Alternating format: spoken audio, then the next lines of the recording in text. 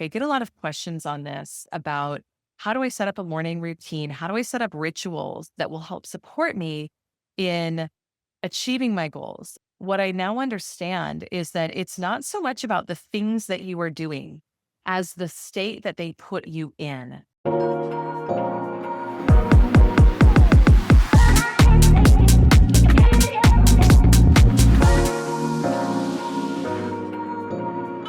Welcome to the Superhuman Selling Podcast. I have a question for you today. What if your next level was not about doing more, but about becoming more? We are breaking down today exactly how to embody your superhuman CEO identity from morning to night so that your results will catch up with the version of you you are already becoming. I am excited for today's topic. And one thing that I will say that has been really fun is in our community, we have been rolling out what we are calling monthly community activation themes. And these are themes for both our internal clients as well as our larger community. So you as a listener count as our larger community, and you're a very valued part of our larger community. So for July, as I record this, we are about to host our annual event, Superhuman Selling Live. And the theme for July ties in with the event, and it's all about this is what superhuman looks like. And so today on the podcast, I wanted to talk about superhuman CEO identity, what that looks like, what that feels like. And this applies to you whether you are truly the CEO of your company, whether you are a founder, a solopreneur, whether you're working in corporate. I used to think that CEO had to look and feel a certain way. And I thought that it would mean one leader, probably in a very conservative suit, who is the head of a large company with lots of layers, lots of tiers, and that always felt very heavy and not appealing to me. And as I have had fun playing with stepping into this myself, as we have grown and scaled, and I've grown and scaled my vision for our company as well, I am a woman who leads a very cool, a very nimble, a very efficient, highly aligned team who wears bright pink suits and Louboutins and works while also taking care of my young kids and being a mom and caring about lifestyle. And to me, being the superhuman CEO of your life is so different than kind of the old stigma I used to have about what a CEO had to look and feel like. And it really does come down to embodiment, and it comes down to expectations. It comes down to what you expect for yourself, how you expect others to show up in your life, how you expect money to show up for you. So today I want to talk about how to embody that superhuman CEO version of you to tie in with the monthly theme, to tie in with everything that we're doing. And then I'll share some cool resources and ways that you can get plugged in deeper if you prefer. And as always, so grateful for you to rate, subscribe, review the show.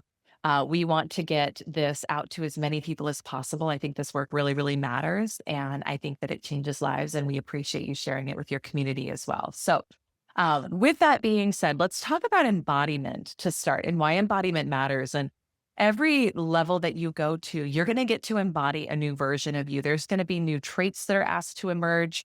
There are going to be new qualities that are being asked to emerge from you. And in fact, when you set a next level goal, maybe you want to have your first $1 million year this year, and maybe you've been doing six figures in your company for a while, for example.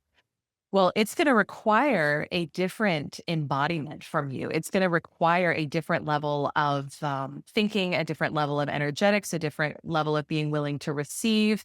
And so the challenges that you encounter along the way are actually opportunities disguised as challenges. They are opportunities for you to grow and cultivate a new skill set, to develop a part of you that maybe hasn't been developed before. And so Michael Beckwith has this beautiful take on all of this. And what he shares is when you're in a challenge or something that feels like a challenging season, perhaps, one of the best questions you can ask yourself is, if this situation was to endure for a long time, if this was going to go on for a long time, what qualities would I need to develop in order to be able to navigate this with peace, with joy, with happiness? And whatever your answer is to those questions, Those are the qualities that are being cultivated in you right now. And so I'll just share from personal experience and examples for us in our company as we are now scaling from 7 to 8 figures. We are in a season where we have changed and transformed so much in the company, everything from our technology to some of the team who's working with me as well. And there's nothing that was wrong with anything before. It's simply as you move to different levels, there's things that get to complete and there's new things and people who get to come in. And when you're in the season of kind of the in between, there's the analogy of every surgery looks like a murder in the middle of it. And so there have been, and not that is not my experience right now, but there have been a lot of things that have felt like, okay, we took this apart, we took that apart. Now we're rebuilding, we're moving over again our tech stack, we're bringing on new team members, and so there's been a lot that I've gotten to cultivate, a lot of qualities I've gotten to cultivate as we go, and certainly a higher sense of leadership and a higher expectation in terms of how we operate as a team, how money works for me, how technology works for me, and a lot of different things, the higher ability to be present, to be in flow. So those qualities that you would need to develop in order to endure, and not just endure, but actually to have a lot of joy, to have a lot of peace, to have a feeling of success, of gratitude.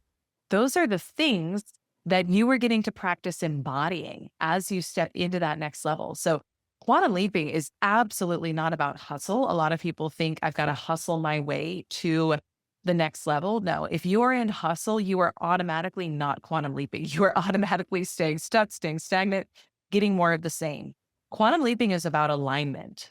It's about who you are being way more than what you are doing. Neuroscience backs this, that 95 to 98% of your results are not about what are you doing every single day. It's about your belief systems. It's about your identity. It's about your self-concept. And that's part of why in my own life, the work that I do is about every day, what is the identity of the woman who leads at this level, the woman who has a magazine, the woman who has an office space on the waterfront, like all the things we're doing right now. Because at one point, not even too long ago, those things felt a little bit perhaps distant. They felt out of reach. And it's really fun, not out of reach. They just felt like they weren't here yet. Now, today, they are here. Now they are happening. How we are doing them. And there is a feeling to the woman who leads those things. There's an energy, there's a way of being, there's an identity, there's a self concept. So if you have listened to the show before, you've heard me say your results will never supersede your identity. And so I actually shared this on, I'll share a quick little story that I shared on I think it was our 10K club group call last week, that I had a fun experience looking at my vision board the other day. And in our curriculum, in our program, we teach a really cool vision boarding workshop that has helped a lot of clients quantum leap and have really fun results. And so I love vision boards. I love using them. Got to update mine now because some things have happened off of it, which is also fun. But I was sharing that I'm getting to take two things off my vision board that have been on there for some time.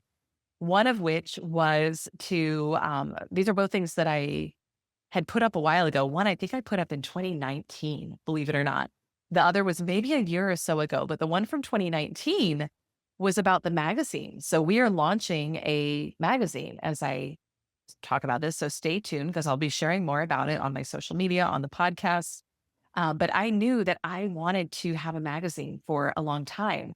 That was part of my desire. I was a journalism background. I love stories of transformation. I love highlighting other people, especially for me, highlighting other women, helping them see themselves in an incredible light. And so I knew that I wanted to launch our magazine for a while. But when I put that on the vision board in 2019, I had no idea. It felt so out of reach. It felt so big. And I've gotten to practice stepping into the identity of a woman who does that. And this has been one of the longer manifestations in my life. But there were things that I wanted to put into place first. There were some things I wanted to do and prioritize first. And so it's okay because I believe in divine timing with that. But it was very meaningful to look at that picture that I had chosen that to me said, I think I called it media mogul. woman who I am a woman who runs a magazine that empowers real women around the world. And to say, oh my gosh, it's here, it happened. Well, there was an identity that I got to practice stepping into with that. And then the actions naturally followed. The other thing was our office space that we're signing the lease on right now. It's this beautiful office space. It's on the water here in Portland, Maine. I shared about it on social media last week, but this was an office space that I saw actually in a dream before I ever saw it in real life. And that happened several years before we moved up to Maine. I saw this place in my mind. And then even before we moved to Maine, the year before, we were actively manifesting Jason getting into medical school at the University of New England. And so we booked a trip up here. He had no offer yet to come to school there. I think he was still studying and in the application process. But we knew that this was his number one school. We knew that if, when he was accepted, we would be moving the family up to Maine. And so we had connected with a realtor, a wonderful realtor here, and had booked sometimes to go look at homes with her again in the energy of we are manifesting our move up here. Shout out to Emily Cole with Sotheby's. If you're here in Maine, or if you're looking to move to Maine, connect with her. She's amazing. And we were up here touring and looking at homes, and we're walking on the main street here down in the city. And I see this space on my right, and I'm like, oh my gosh, I've been here before. I know this building. This was the building that I saw in my vision. And so we walk up and we're like peering in and poking around, and the building was it was closed at the time. But I had this knowing of like, I've been here before. I've been here before. I know this. And so, long story short, certainly Jason ended up getting into UNE and we moved our family up here. But we didn't have the office space at first. And so I put it on my vision board, a picture of the outside of this beautiful space with these boats right on the water. And it's been up on my vision board for probably about a year. And as I record this, we are signing the lease on it right now. And so all of that to say that these results, these things that to me have embodied the superhuman CEO version of my life and of what I'm doing have come from an energy shift. They've come from an identity shift first and foremost. And so I want to share just a little bit of daily flow of what does it look like. I get a lot of questions on this about how do I set up a morning routine? How do I set up rituals that will help support me in achieving my goals? And one of the things that I think is so important, I was working with a private client on this last week, and he was really wanting to set up like a solid morning routine for himself. What I shared with him is I used to do a morning routine to check the box to say I did it. And that's better than not doing it. I will say that. And what I now understand is that it's not so much about the things that you are doing as the state that they put you in. So the end result is actually what we're looking for here with this. We're not looking for, I meditated for 15 minutes. I journaled 5 gratitudes and 5 things to come. I, visualized my quantum leap, although those are all things that I typically do every day. What I care about though, and the most important thing is that whatever you are doing needs to put you in an energetic state of feeling like your future has already happened, feeling like it has already come, immense gratitude for, it could be really for nothing at all, just a state of gratitude because you recognize how beautiful life is. You recognize how blessed you are. You recognize how abundant you already are. And energetically, you're connected to your future. You're connected to what you're calling in. It's however you get there that actually matters. Now, with that being said, there are routines, there are things that can support you in your work. And so I will say, in terms of morning routines, I think there's a few things that really matter. And I am an avid, I love Joe Dispenza meditations. I do them. I used to do them every single morning religiously. I will say she's 3 months old today, with a 3-month-old in the room with us, with a 2-year-old who's waking up at all sorts of crazy times, bringing 2. And then of course we got our 5-year-old, almost 5-year-old. Not every morning is perfect for that. It's really not. I'll be so candid and transparent. Some mornings I get it in. If I don't, depending on what is happening with the kids and how early they're up, I am very conscious to do whatever I can in that moment, in that morning, to meditate, to close my eyes, even if it's 5 minutes of connecting with my vision in my mind and lowering my brain waves. That is something that you will learn to do with practice with this work. You'll be able to feel when your brain waves shift from beta, which is thinking about the external environment, everything around you, down to alpha and below. So I can feel those shifts in my brain waves now, and I can get there pretty fast. Just with it's been with a lot of practice and repetition. And from that place, I want to tune into what am I calling in? What am I manifesting? What am I creating? At least 5 to 10 minutes, if not more. But I say all of that to say that my goal is always, for me personally, I like doing a Joe Dispenza meditation in the mornings. I find that those are the most powerful mornings. Do what works for you. It doesn't have to be my approach. The goal, again, is that you are rewiring your beliefs. You're using a modality, a methodology to rewire your beliefs to get into your subconscious mind to see and feel your vision as if it's already done and to feel differently. All right. Now, one other thing that I remember hearing Joe Dispenza talk about, I think this was in one of his recordings and this stuck with me, is people who say, I skipped my meditation today or I didn't get to my meditation today. Can I still be successful or can I still have results? And he said, well, what are you doing with the rest of your day with your eyes open? Who are you being the rest of your day with your eyes open? Eyes open, eyes shut. It's about who you're being. And that really stuck with me. And so this is where it's not enough to just sit on your meditation cushion and visualize and connect and embody and then get up and go and react to the rest of your life the way the old version of you would have. You then use those new tools, you use those new beliefs, you use your 3D world to practice. How does this version of me show up in this moment? How does she respond? How does he act? What does she say? Because it's really about who are you being with your eyes open or your eyes shut? And what choices are you making? What decisions are you making? How are you showing up for yourself, for others around you? Um, in in all of your day, not just not just in the moments when you're meditating. So I say that because that's really important. And it's about what choices are you going to make and who are you going to be today outside of the meditation, outside of the morning routine. You can even think about like, how am I getting dressed, right? We had a really great, actually, we've had Jessica Papineau, who is, she's my stylist. She's a wonderful, wonderful friend, business partner. We've had her on the podcast a couple of times. So you can go back and listen to one of her episodes. But what you wear has an energy. What you wear has a frequency. I'm going to share this on social soon because I've been really having a lot of fun with just elevating my closet, elevating my space where I get dressed. And so every day as I get dressed, it's like, okay, who is the 8-figure CEO? How does she show up? How does she operate? How does she act? So those are really powerful tools. Another tool that I love is mirror work, which I thought was really hokey when I first heard about it. I think maybe Louise Hay was the first person when I heard about it. I thought this stuff sounds crazy. This sounds weird and cheesy. It works. If you are finding that you need external validation from anyone else, you are not validating yourself enough.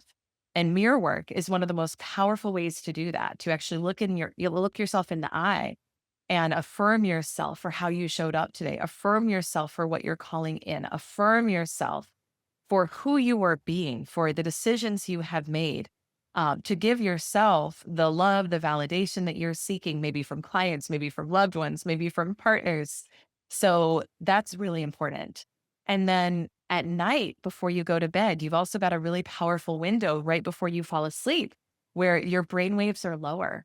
And so use that time as you fall asleep to connect to Neville Goddard called them end scenes. What is an end scene?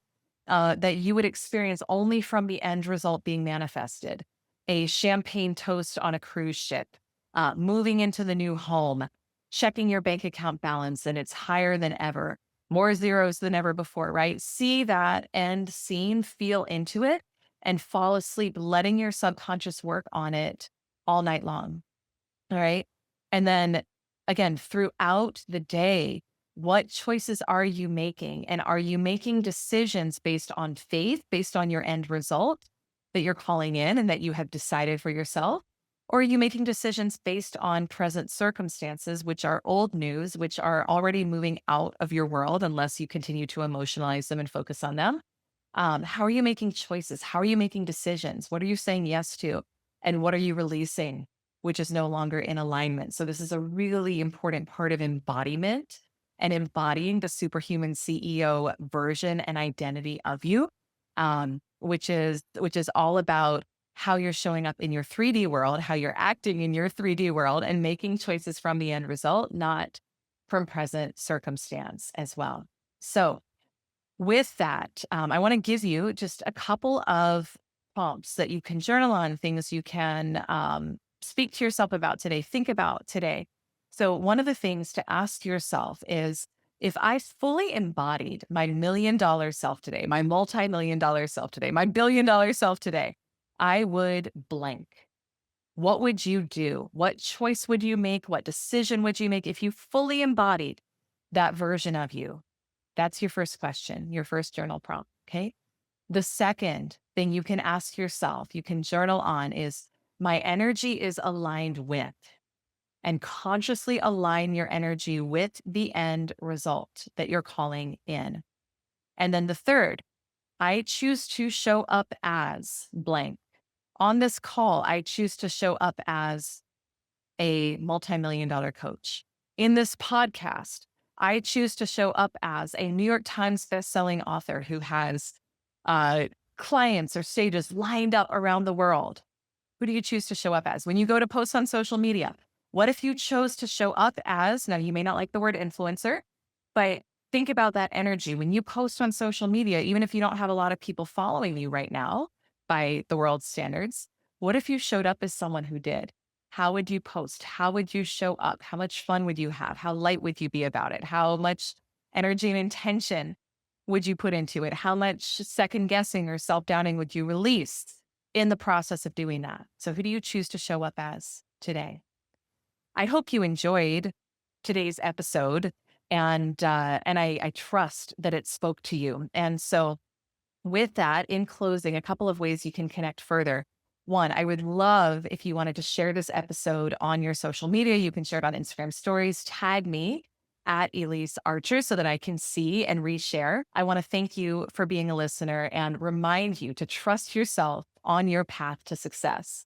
Remember that your desires are green lights leading you and everyone around you to a brighter future. I'll see you on our next episode.